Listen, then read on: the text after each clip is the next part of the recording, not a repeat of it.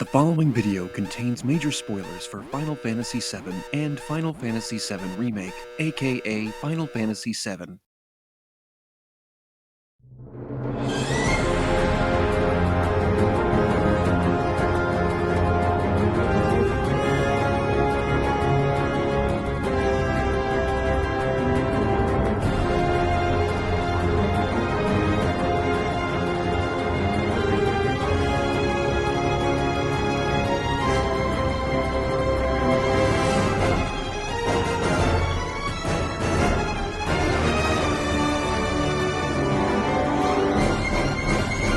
Welcome back to the show, everybody. I cannot thank you enough for all your support, discussion, and critiques of Part 1. This is all so incredible.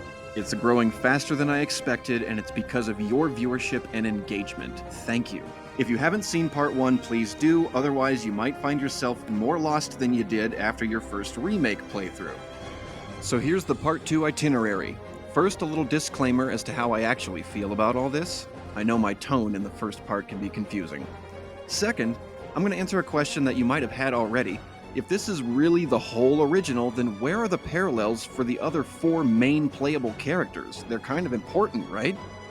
Then we'll tackle chapters 10 through 18, and I'll cap it all off by blowing wide open the most subtle, significant, most damning screen in Remake that seals this whole deal. Now, concerning Square and the possibility that this whole 3-in-1 secret ruse, whatever you want to call it, that they did might be true, it's understandable that anyone who hears my opinion would think that I'm really mad about it. And there's a bridge right there. Thanks, Square. Materia Keeper has now been repurposed to take place in the past instead of the present. Inverted! Thanks, new content. It's not. It's somehow old. Whoa, whoa, whoa. Remake flips all that around. Whoa, whoa, whoa. It's the same shit! But then some fourth wall inversion theory Square Enix voice gets in his head and is all like, Cloud, you are a puppet. Do the puppet master's bidding and perform an inverted moment from the original, even though it shouldn't be happening here. You're a puppet just like everyone and everything else in this game, secretly remaking the full original game in FF7 Remake without us immediately noticing it. Ugh, it never ends. So yeah, I understand why you think I'm genuinely pissed about this, but that's far from the truth. Most of that energy is just from the sense of, I can't believe I figured out this giant corporation's secret ruse and it feels like I was the first. I might not be, it just feels that way, so that's all born from more of a, ha! I gotcha! kind of energy. Am I really angry about it? Absolutely not. I wish I could have a Midgar special with these developers and offer them the praise for having the guts and the ambition to really go for something this grand, especially at the risk of how much it could alienate people. Despite my vocal tone and attitude in Part 1, I commend them for challenging themselves and us. Well played, Square Enix. You pushed a giant tower of chips all onto one roulette number, and it hit big. Now let's get to theorizing. If you want to see most of the parallels for Cait Sith, Yuffie, and Vincent, look no further than our Avalanche team, Wedge, Jesse, and Biggs. Let's start with Wedge. Both he and Cait Sith are fat, their main body section is predominantly white, they got black hair on top, accessorized with a red handkerchief. However, I know that's just coincidence because Wedge has always had those features. They were not added to him in Remake to make him more like Cait Sith. All they really added to his physical self for Remake was this one belt, nothing major. But as we've learned already, it's the new details that hide the truth. Now he's completely obsessed with cats, go figure. This obsession will actually lead us into 2 references, each to both of Cait Sith's limit breaks. When he gets snubbed by the Chapter 4 kitties, he says, no dice. And at the end of that same chapter, he picks up a trio of them and holds them in our face, and right there you're looking at a reference to slots. 3 cats for 3 reels, all of which could line up to make a happy, smiling kitty face. Wedge's role in this Avalanche cell is now specifically geared towards being an informant, aka a spy, just like Cait Sith was. He's got a special scene where he's being pursued by something, but it's helpful to us because he's serving as a distraction for the enemy, as opposed to the pursuit of Cait Sith and Gold Saucer where he's deliberately screwing us over by stealing the Keystone. They both have scenes where they're apparently crushed to death by the structure around them collapsing.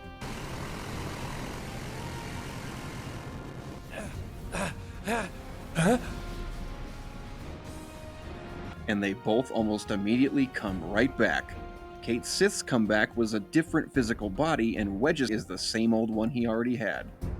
The last thing that makes him like Cait Sith? His choice of firearm. The original game either couldn't or didn't show us which guns Biggs, Wedge, and Jesse used. So in the remake, what does he get? Not something that shoots bullets and makes little holes, he gets a grenade launcher that makes explosions. A very loud weapon, just like his Cait Sith counterpart who used a megaphone. Now on to Jessie. We can see that her old version and remake version look practically identical. All the new content to her character and behavior make her more like the inverse of Yuffie. Firstly, Jessie is very much a thief. I'm gonna use this to sneak into the 7-6 annex. She steals the blasting agent from the warehouse. She's the one who knows how to get it done. Only I know what to steal from where, so it's gotta be me who goes in. She also steals Johnny's ID card. What about Jessie's gun? Well, ninjas being very quick and agile, able to throw shurikens at a rapid pace. We gotta give Jessie a submachine gun, something with a very quick rate of fire, even faster than Barrett's Gatling gun.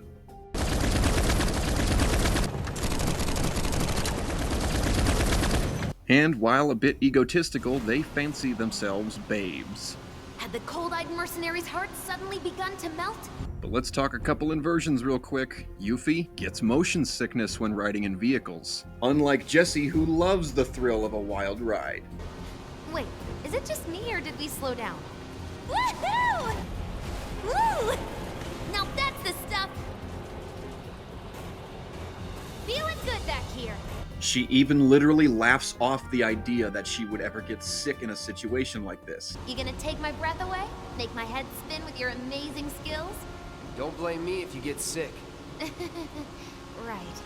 Lastly, Yuffie loves to steal materia. She steals all the party's materia at one point in the original. She steals the next one you find immediately after acquiring it, and while claiming she's gonna give it all back, she tricks you and then runs away like, ha, nope, keeping it.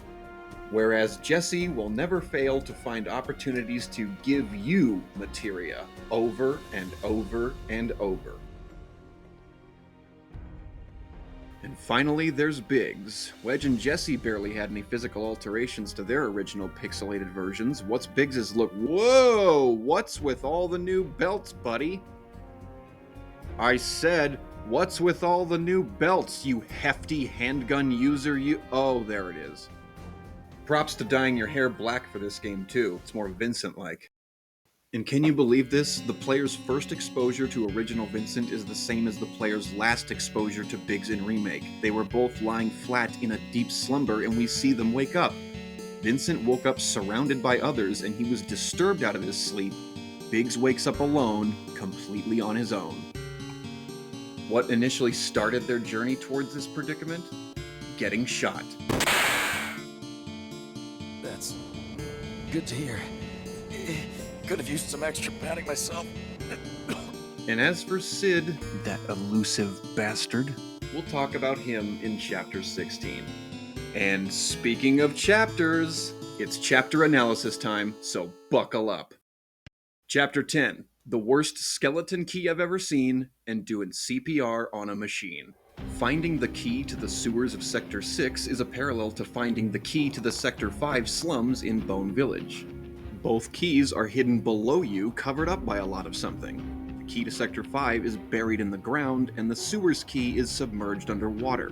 Both keys are found in close proximity to a treasure chest. Sector 5 key is inside a real chest, and the sewer key is right next to a depiction of one. I call this sewer key the worst skeleton key I've ever seen because if you didn't know, a skeleton key is designed to open many different locks, not just one. So when we find this supposed skeleton key and only use it on one door one time, what was the point of calling it a skeleton key? Other than just so it relates to bones. But not if we use the skeleton key Jessie made. Thanks for the clue, Square. Might not have gotten this one if you didn't say skeleton so much. They even went out of their way to parallel the very brief nighttime section when the crew is digging by having this area be dark when you first show up. It's really dark. I'm sure we'll be fine. The wastewater pump minigame is a recreation of the CPR on Priscilla. Both minigames, the water is the problem. There's too much in the room. There must be some way we can lower the water level. There's too much in her lungs.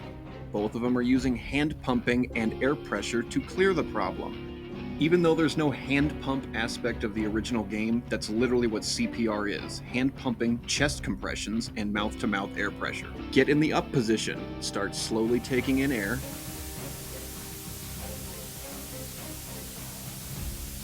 Okay.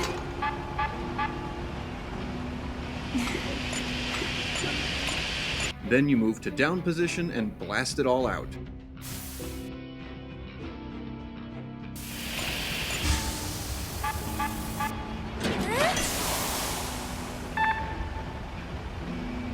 All right, I think that did it.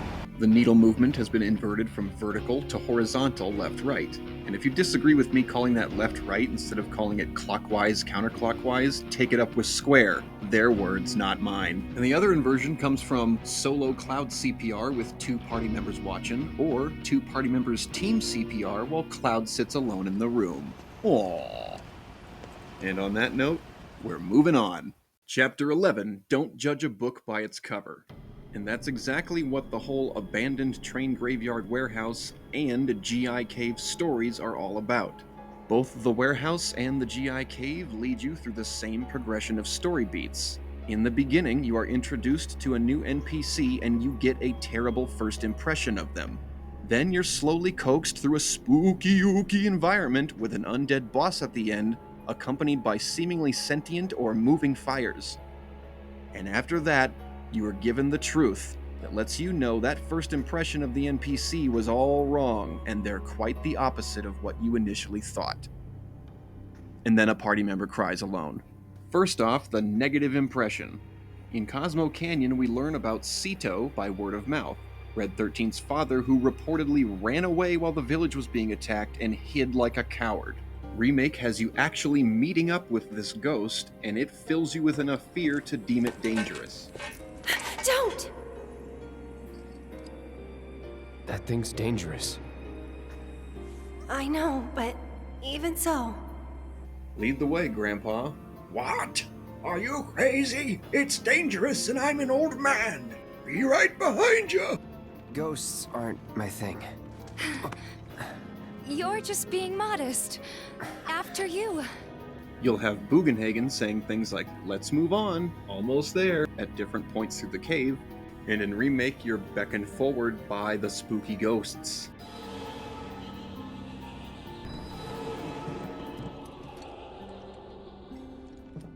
At the end of the cave, you get a distorted ghoulish face and then the undead boss with the moving fires, which actually target and go after your characters. Over in Remake, the boss fight with the undead begins, and partway through during the phase transition is when you get the distorted face, and the fires that seek you out show up. And then your twist reveal. With Sito, he's not a coward who ran to hide. He ran to fight and now instills fear in the enemy. And this ghost doesn't want to fight, it just wants to play. All this time, you were waiting for someone to come and play with you. Hide and seek, specifically. Found you! No way! We found you! You got me. Then your 2 party members leave Red 13 and he howls alone. And Aerith, after having been whisked away from the other 2 party members, cries alone. Despite the major differences between Sito and this ghost child, they are both characters with unchanging expressions that are depicted crying.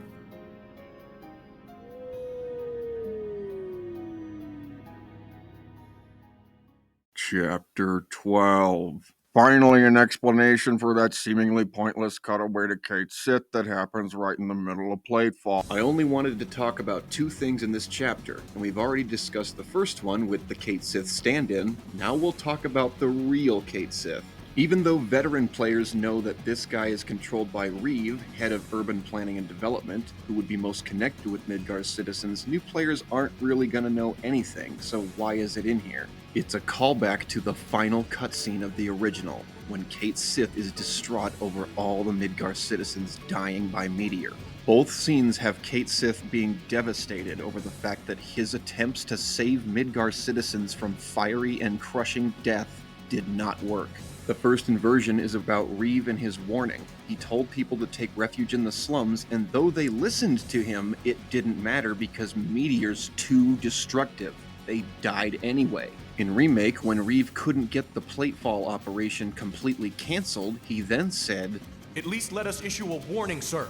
But his warning attempt is stopped, and he's told to just live with it. Progress requires sacrifice. Learn to live with it. And he suffers the same emotional beats as before. I tried to stop all the death, but it was for nothing. His reaction is inverted, and so is our perspective when it happens. Originally, we watch him from the front, and after he slumps forward, with his right hand, he gently wipes a tear away. Contrast that with Remake, where we see him from behind, and with his left hand, he aggressively punches the ground. Oh, it's so nice knowing finally why that's in there. Oh, jeez. Next chapter. Chapter 13, Brief Gelnica, Bugenhagen, and Chocobo Sage. This feels like one of my weakest chapters. I can't ignore the similarities, even though inversions aren't too strong here. Both the underground research facility and the sunken Gelnica are used by Shinra for secret prototype new technology and experiments. They've both got this giant cargo room area with the stairs leading up to the second level catwalks. And the one big thing that makes them both similar is the fact that they're populated by enemies that are simply called unknown. Original had 3 separate species of monster named this, and Remake, they're all the same type. There's a resemblance to the Calm flashback where Sephiroth puts the pieces together and sees himself in these monsters and has a freakout, and then the Mako pod blasts open to really show it off. This feels like it happens in reverse here. Barrett blasts open the wall to reveal the horrible experimentation, and then Cloud sees himself in the Mako pods as a monster.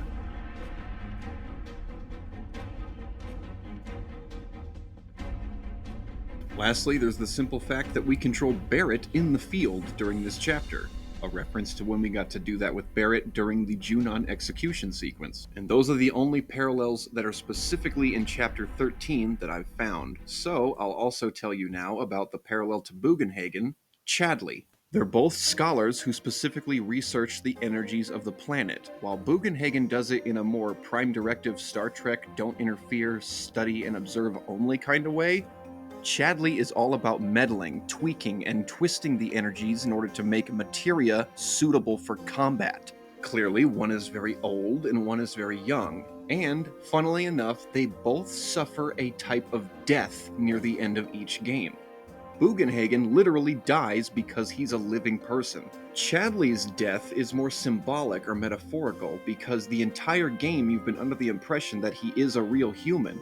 But once you finish all the battle intel, there's a cutscene where he reveals to you that I'm not human. I'm a cyborg created to serve as Hojo's assistant. I was given knowledge and power beyond that of a human. Thus, his character has a more metaphorical death, or a conceptual death in the player's mind only. He goes from being living to non-living, yet he's still around. Chadley also evokes a little bit of the Chocobo Sage, that guy who you constantly kept visiting over and over to get more hints about how to breed a gold chocobo, and he'd have those, aha, I remembered something moments. Chadley is frequently calling out to you with, I've done it! I've developed a new materia! The Chocobo Sage is recalling old information, something intangible, whereas Chadley is developing brand new physical pieces of materia. Plus, both the Sage and Chadley operate as shops that specifically sell items geared to what they're all about. Chocobo Sage always sells greens and nuts, and Chadley, everything he sells is the materia he makes. Chapter 14. Woohoo! It's Wu-Tai! Check out original Wu-Tai. It's got river running through it, curved bridges that go over, these red railings with the little gold bulbs on top. The Da Chao giant mountains are nearby. There's the multi-tiered pagoda. Now check out original Corneo Wall Market area. There's no river, there's no bridge. The Corneo building looks like it's only one big floor with this teeny little chimney-sized second floor, if you want to call it that. The remake Corneo area now has a river, with curved bridges going over, with red railings and the gold bulbs on top. The Da Chao mountain sculptures are there outside the Colosseum, and Corneo's mansion is this big, tall, multi-tiered pagoda. Go off to the side of the mansion when it's nighttime, and you'll find nothing. However, in the day, when the Wu-Tai aesthetic is on full blast, oh, who's that over there? Oh, is that music I hear? I wonder what song it is. Oh, of course.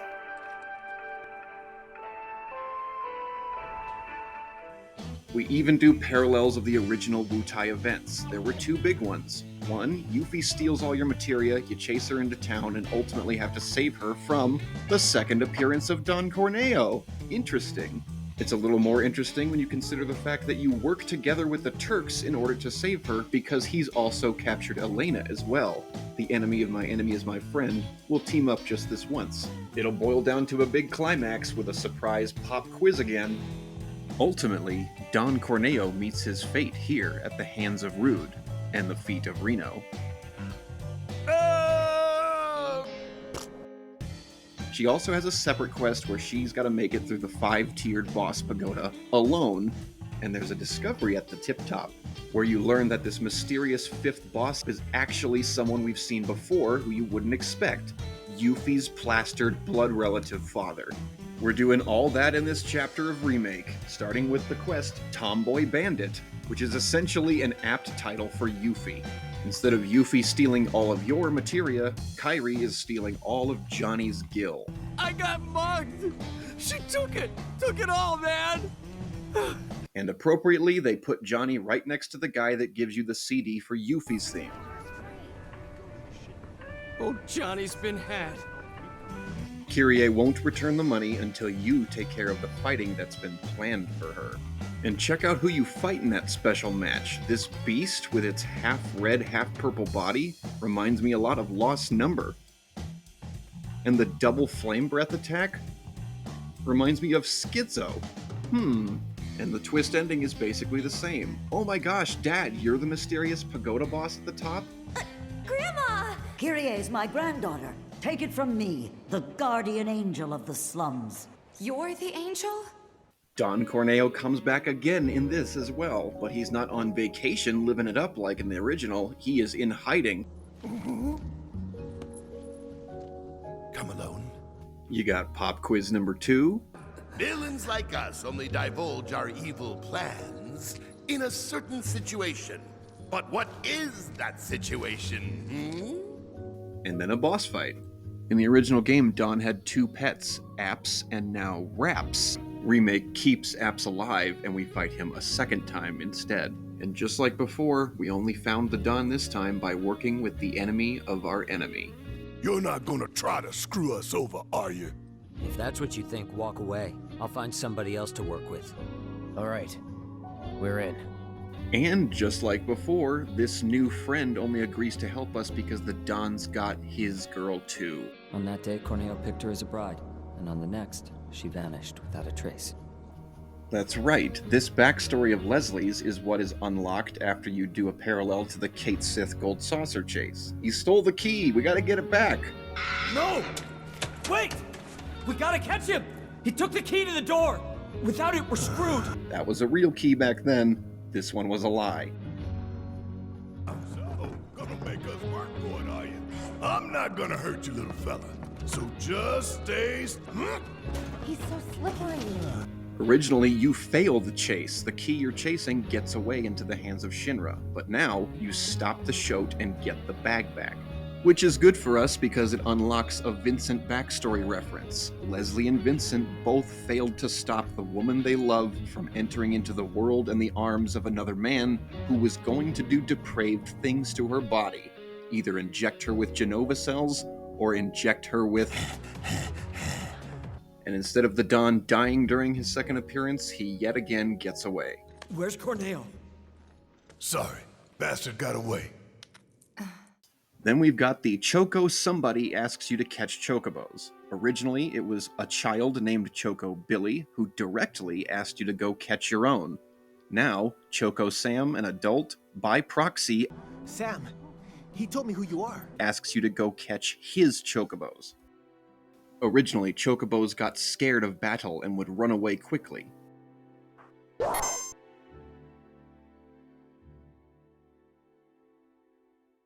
Using greens on them, however, keeps them in place and buys you more time to pull off the rescue. They are optional to use. In Remake, the chocobo stays put no matter how crazy the surrounding battle gets, and the greens you give them are what make them run away and go back home.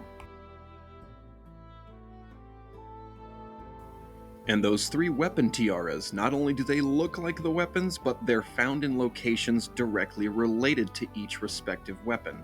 Ruby Weapon, found in the middle of this large round desert area, the gold saucer sticking up prominently in the middle. Ruby Tiaras found in a large circular sandy area, even with the gold saucer representative largest stack of boxes right in the middle. You fight Emerald Weapon underwater. There's a timer there representing when you'll drown, but you can adapt to your environment with underwater materia. Emerald Tiara is in the flooded sewer section, but instead of adapting to it, why don't you force the environment to adapt to you and drain the room instead?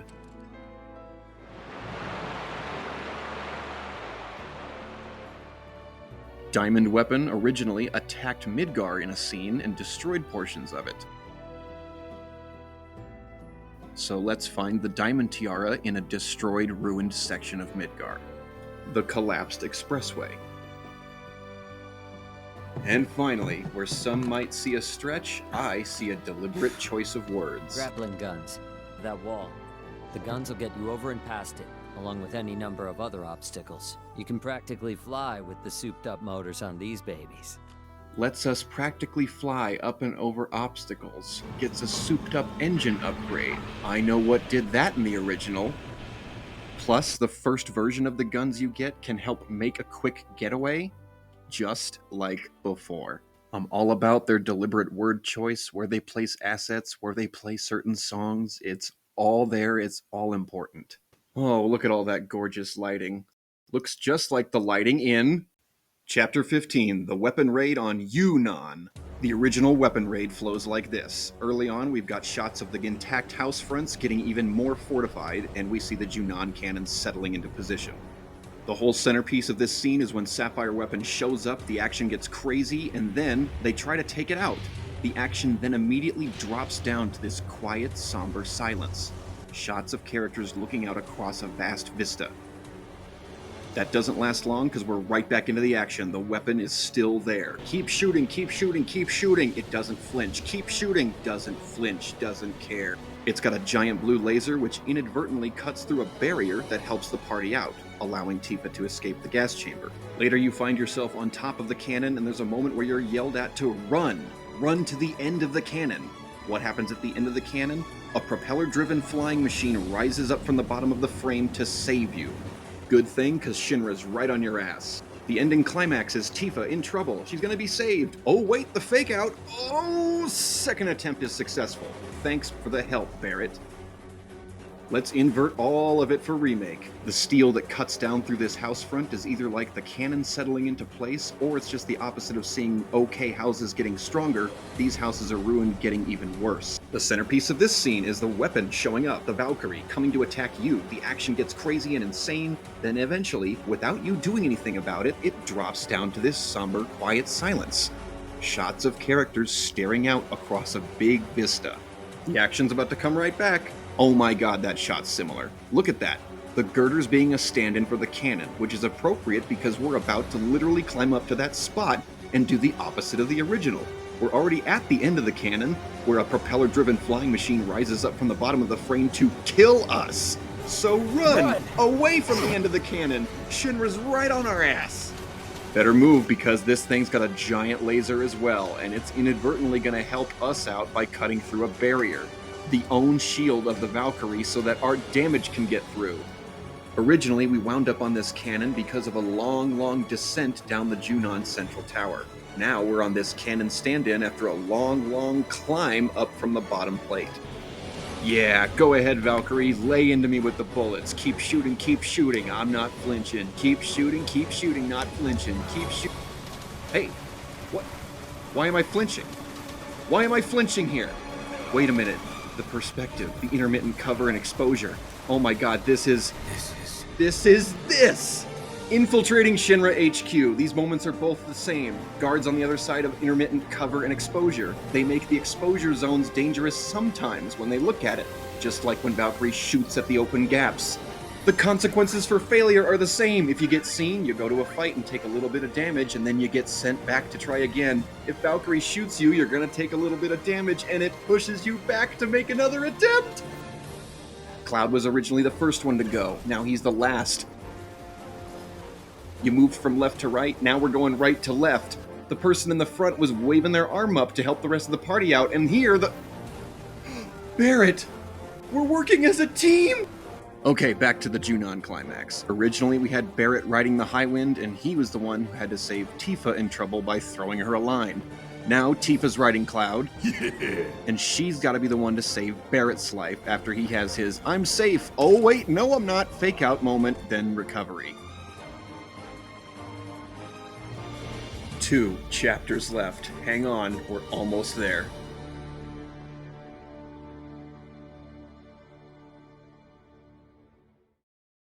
What if it comes apart while we're up there? You're scaling a mass grave that might have Biggs and Jesse in it. Have some respect for the moment. Oh. I didn't realize you were respecting a moment. I'm so sorry. Chapter 16. In Memory of Final Fantasy VII. I believe the lobby section where Tifa's making her way around the room trying to access the keycard is a parallel of the Ancient's Forest. Both areas have a ground section and a high-up section, either running around on top of tree branches or hanging on the underside of the rafters. Both of these areas are the only areas in their respective games where in the field you can perform multiple rope swings. And the other oddly present detail in this area of the lobby is the hexagon placement. The light fixtures are hexagons. The room you're trying to go into with the keycard is a hexagon. And the force field is a whole spread of them. Looks a lot like a honeycomb structure, which I think is fitting because in the Ancient's Forest you're using these things to help you move around the area. What are those? They're beehives. This moment with Scarlet doing experiments on materia, trying to increase its mass. Is she trying to make huge materia? It's a lot like Cloud handing the black materia to Sephiroth. Both actions cause some kind of energy chain reaction that escalates and escalates to the point where the whole place starts to shake apart, and you've got Shinra executives getting out of there like, nope! Also, look at this. I love watching a human in a Shinra uniform walk around like a dog, as much as I love watching a dog in a Shinra uniform walking around like a human. Now the museum, and now Sid. All I have to say is, I got nothing. Seriously, with all that I've found, I can't find any real parallels to Sid. So, 1, Inversion Theory might be wrong. 2, the theory is correct and I just haven't looked hard enough to find him. Or maybe 3, the theory is correct and there aren't any Sid parallels. But why? All I can think is that of all 9 original playable characters, Sid has a quality that the others don't. He is meta. Just like Chocobos, Moogles, and the Biggs Wedge pairing, Sid is a thing that's in Final Fantasy games because it's a Final Fantasy.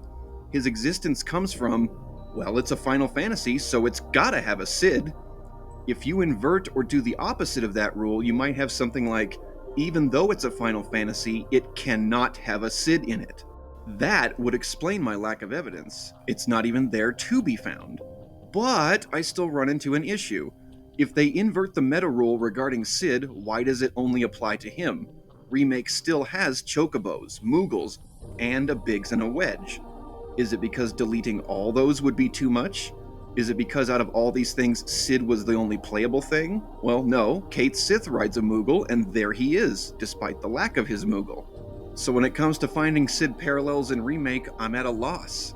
The closest thing I've found to him is this Rocket Town reference. Yes, it's absolutely that. Even though it's exactly the missile type from Scorpion Sentinel, I don't think we're supposed to interpret it as a weapon, otherwise it would have been featured in Scarlet or Heidegger's section. But Square placed it in Palmer's space section, and there's only one thing that comes to mind when looking at this tilted thing when it's being tied to space. As for the other parts of the museum, this first presidential exhibit has the giant golden statue of the leading man. Old Gold Saucer did this with Dio. And the Bugenhagen Observatory and Cosmo Canyon sequence is now paralleled by the Cosmos Theater experience. Both scenes start on the round rising platform and are focused on the way the world works. Before, our perspectives stayed out in space on a wide cosmic scale. Remake puts us right down on the planet. And it's throughout this cutscene and several others that we get a lot of parallel shots, sometimes with inversions. Just take a look.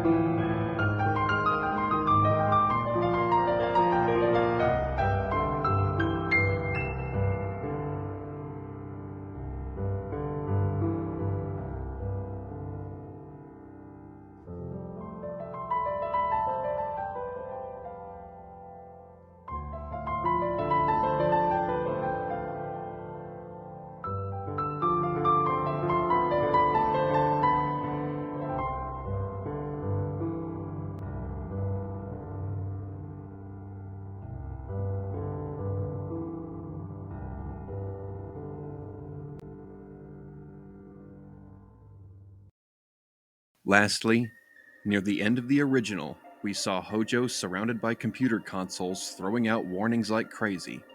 It was then quickly followed by a 3-phase boss fight against a boss who was constantly evolving between phases because he had infused himself with Jenova cells. Look at that second boss form, with the horribly mutated shape and the extra arm target. Here we are, close to the end of Remake. Hojo's at the computer consoles. It's throwing up warnings, danger, something's gonna happen. And that something is a repurposed 3-phase Hojo battle. This monster changes phases because it's infusing itself with Mako, causing evolution to take place. Appropriately, it has a new move called Mako Expulsion, because that's what Hojo was trying to do at the consoles in the original in this moment. Expel Mako from the canon and give it all to Sephiroth. But not only is it Helectic Hojo's body, it's got the face of Lost Number.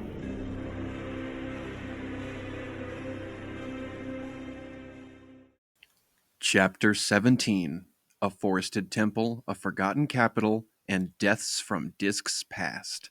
The original game had 4 separate Jenova boss fights. Remake has 1, separated into 4 distinct phases.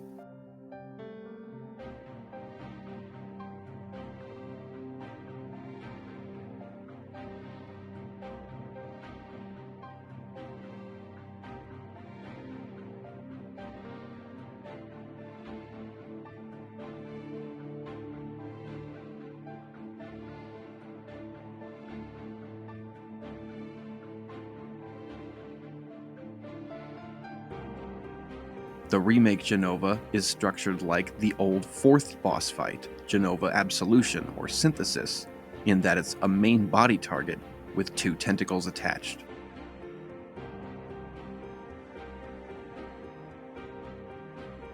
But there's something I didn't put together for quite a while. Look at your surroundings while you're in this new remake Jenova fight. It looks like the inside of the northern crater, particularly the floor, which matches the kind of floor you're on when you fight the 4th Jenova boss. But now, let's focus on how the drum itself is a Temple of the Ancients parallel. Both locations do the following. 1. They have a mural spanning a wall that was created by ancients. You're following along one particular character who keeps stopping you for particular trials of some sort. There's a red dragon boss, and the extremely prominent clock room. Now let's compare and invert. Ancient's mural, originally meticulously carved into stone hundreds if not thousands of years ago. Aerith's crayon scribble was placed less than 20 years ago. The original mural depicts death and destruction by showing meteor. Aerith's mural seems to depict life and blossoming and fruitfulness. In the Temple of the Ancients, you're following this guy throughout most of it.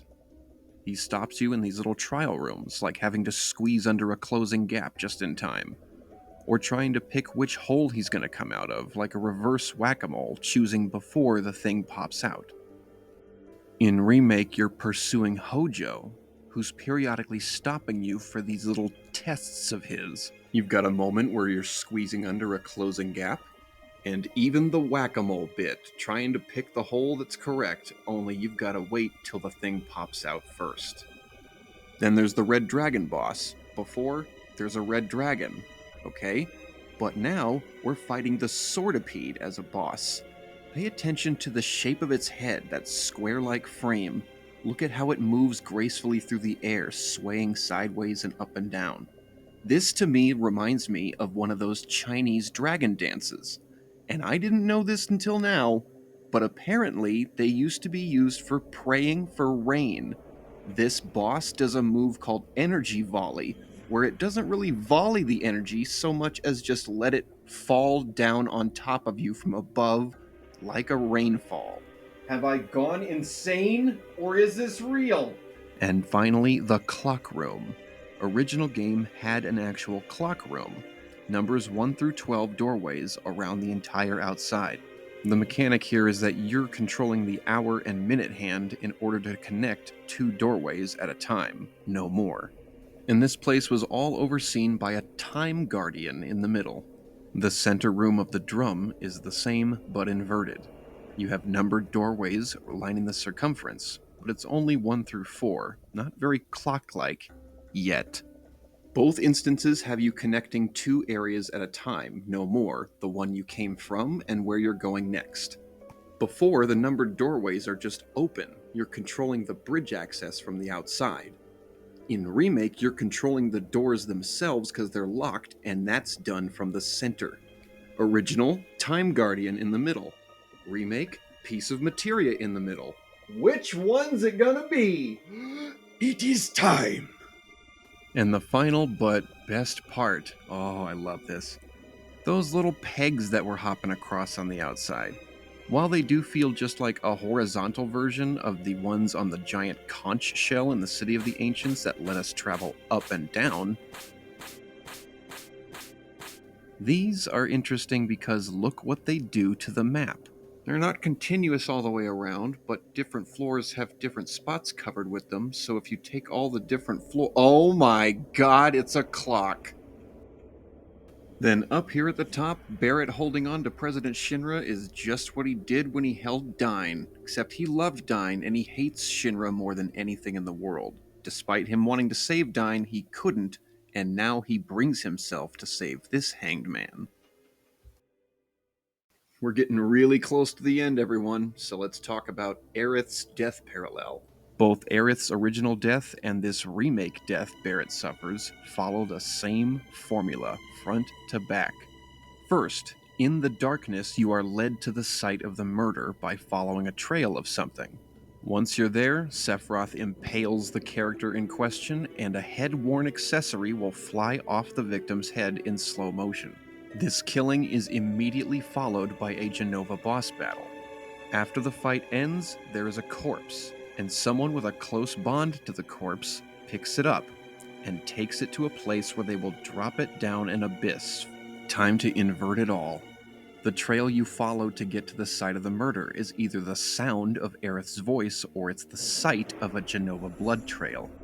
Sephiroth's approach to the victim is either falling down on them vertically or rushing in straight horizontally across the floor.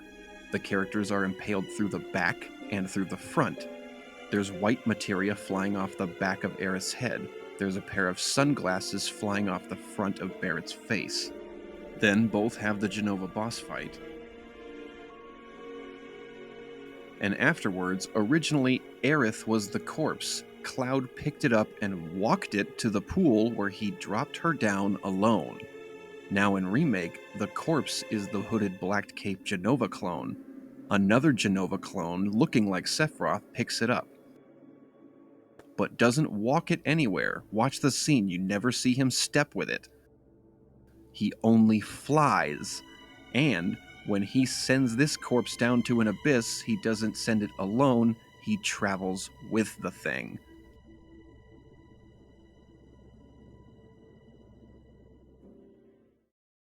And that ends the penultimate chapter of this analysis. It's time for the last.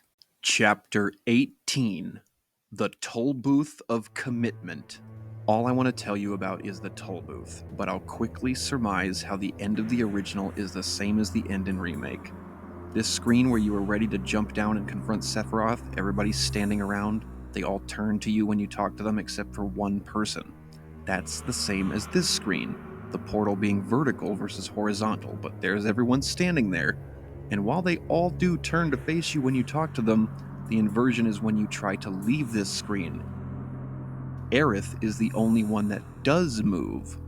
In the original, the screen before this was the last place in the game you could possibly save. It's the last screen they will let you use this save crystal to spawn a save point. Remake parallels this. Its glowing portal screen has the screen prior being the last one where there's a save bench. But beyond this, they both do the same thing. First, there's the crazy, chaotic jumping spree across these platforms to get towards the bottom. And here's something I love. It almost feels like this depiction of the jumping down platforms is what this original one should have felt like. They just couldn't pull it off because of the old, retro, classic hardware they had to work with. I almost think that this was in their minds when making this. Instead of boringly remaking this exact moment later on in the trilogy, find a new way to remake the feel of it and present it to us. In both games' Descent section, you're fighting the same repeated monsters over and over, either Iron Men and Dragon Zombies, or the Three Whispers. Then there's a synthesized boss, either literally Jenova synthesis, or the Three Whispers synthesizing into one Whisper Bahamut. Bizarro's fought directly, but Whisper Harbinger is fought through the medium of the Three Whispers.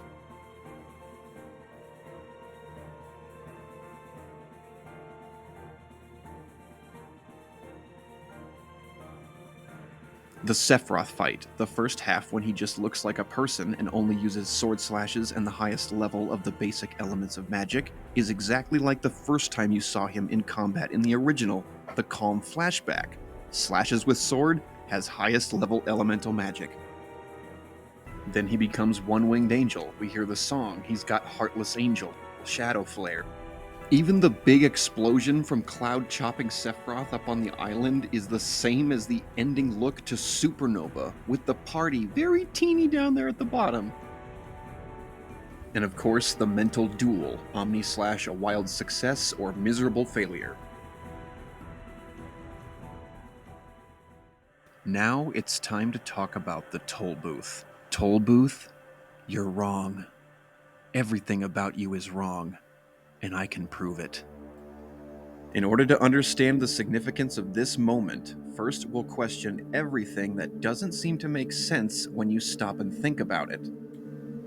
First, why is the toll booth even here? Why does it exist? It wasn't in the original, so Square didn't have something they needed to remake. And also, who's going to use it? What Midgar citizen is even going to make it to this toll booth? You saw how we had to get here, so who's using this toll booth? And if someone did get here, why are you going to block their lanes and have them either turn around and drive to their doom or greenlight them to go into oncoming traffic? Doesn't make any sense.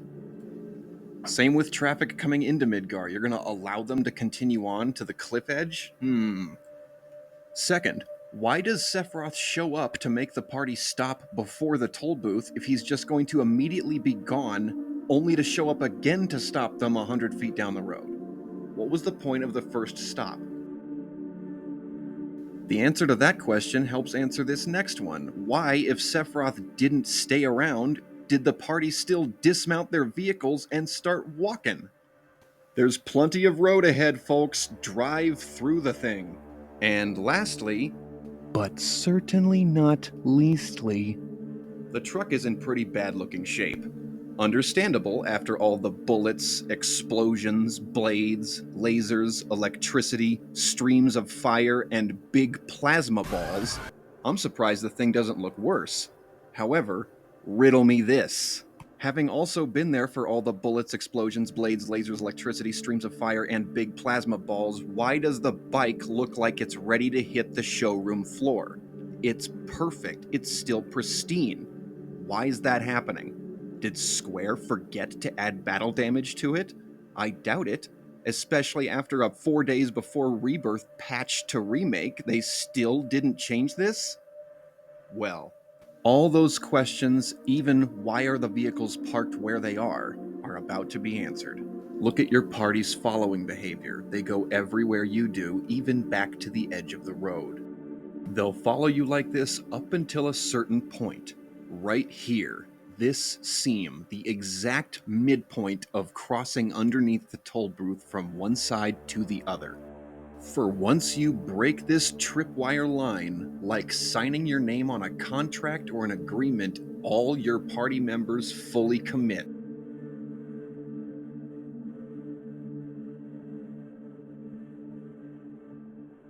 There's no looking back, turning back, there's no going back from what you just did.